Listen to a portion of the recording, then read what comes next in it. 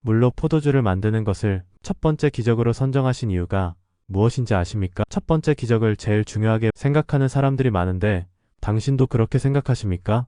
예수님의 기적들은 아무나 할 수 없는 놀라운 미라클들입니다. 예수님께서 행하신 기적들 중에 죽은 지 3일 된 사람을 살리는 기적, 보리떡 5개와 생선 2마리로 5,000명을 먹이는 기적, 성난 광풍을 한마디로 잠재우신 기적, 군대 귀신 들린 광인을 고치시는 기적이 있습니다. 이러한 기적들은 6항아리의 물을 포도주를 만든 기적보다 더 강한 임팩트가 있는 기적들 같아 보이는데 이것들을 첫 번째 기적으로 사용하지 않은 이유는 무엇이라 생각합니까? 예수님께서는 갈릴리 가나 어느 동네의 한 혼인잔치에서 제자들과 물을 떠온 하인들 소수만이 아는 은밀한 기적을 첫 번째 기적으로 사용하셨습니다. 예수님께서는 스스로 하신 일이 없으시고 오직 하나님의 말씀대로 복종하시기에 하나님께서 하셨다고 할 수 있으므로 갈릴리 가나 혼인잔치에서의 물로 포도주를 만드신 첫 번째 기적은 하나님의 작품이라고 할 수 있을 것입니다. 내가 스스로 하는 것이 아니라 아버지께서 내 안에 계셔서 그의 일을 하시는 것이라.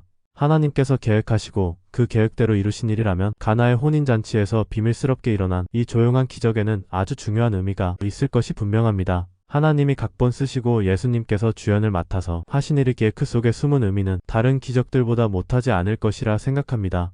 예수님께서 워낙 많은 기적들을 행하셨기에 어느 것이 제일 크고 어느 것이 제일 임팩트가 크다고 논하기가 어렵지만 개인적으로는 보리떡 5개와 생선 2마리로 남자 5,000명을 먹인 기적입니다. 여자와 아이들을 합치면 아마도 7,000명은 촉히 될 인원인데 그들을 다 먹이시되 배불리 먹이시고 12광주리가 남았다고 하니 최고의 기적이 아닐까 싶습니다. 주먹만한 어린아이의 도시락으로 성인들을 배불리게 먹이셨다니 한 사람당 서너 개씩은 받아 먹었을 것입니다. 보리떡을 나누어 주던 제자들은 물론이고 받아 먹던 사람들도 먹으면서 기뻐하며 먹었을 것입니다. 단순히 허기진 배를 채우면서 느끼는 포만감을 벗어나 계속 공급되는 신기한 장면에 모두 함성을 질렀을 것입니다. 예수님을 얼마나 칭찬하면서 먹었는지 상상만 해도 눈에 선합니다. 저 예수라는 선지자는 전능하신 하나님이야 뭐야? 참 신기하기도 하지. 그럼에도 불구하고 예수님께서 행하신 모든 기적들을 다 모아도 첫 번째 기적인 물로 포도주를 만드신 기적보다 그 가치가 못할 수 있다는 생각이 듭니다. 왜 그럴까요? 그것은 하나님은 신랑의 아버지 되시고 예수님은 신랑이라는 사실을 알리시는 유일한 기적이기 때문입니다.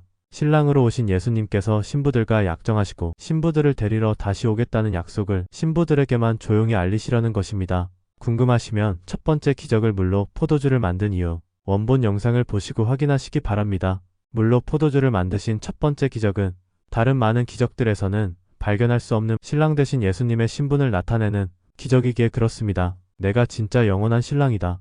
가나 안성도 가나안교회